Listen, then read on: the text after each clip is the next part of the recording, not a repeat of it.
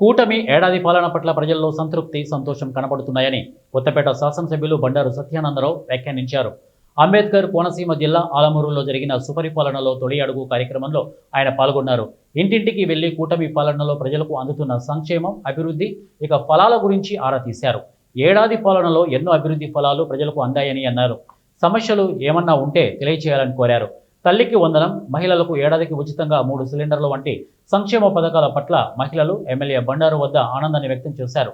త్వరలోనే అన్నదాత సుఖీభవ, మహిళలకు ఉచిత బస్సు పథకం అమలు చేస్తున్నామని ఎమ్మెల్యే బండారు వారితో అన్నారు.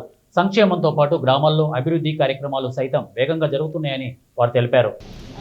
ఉచిత గ్యాస్ పథకం మీకు 2 సిలిండర్లకి డబ్బులు పడ్డాయమ్మా? పడ్డాయి. అదేవిధంగా తల్లికి వందనం, పిల్లలు చదువుకునే పిల్లలందరికీ మీ ఇంట్లో ఎంతమంది ఉన్నారు పిల్లలు? ఇద్దరు అబ్బాయిలకి 13,000 చొప్పున మీకు పక్కన పడ్డాయి. లేదా మీ చుట్టుపక్కల వాళ్ళకి అందరికీ వాళ్ళు సంతోషంగా ఉన్నారు అందరూనే? పెన్షన్లు ఎలా అందుతున్నాయమ్మా? ముందు రోజు ఇచ్చేస్తారు. ఎంత ఇస్తున్నారమ్మా పెన్షన్ ఇప్పుడు? 4,000. వికలాంగులకి 6,000. మరి 4,000 ఇవ్వకముందు గత ప్రభుత్వం చంద్రబాబు నాయుడు గారు సంవత్సరం క్రితం రాకముందు ఎంత ఉండేది పెన్షన్?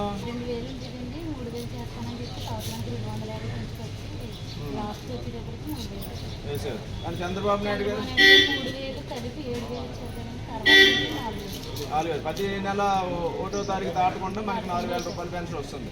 ఇదివరకు మనకి దివ్యాంగులకి 3,000 ఉండేది, 6,000 అంటే ఒకేసారి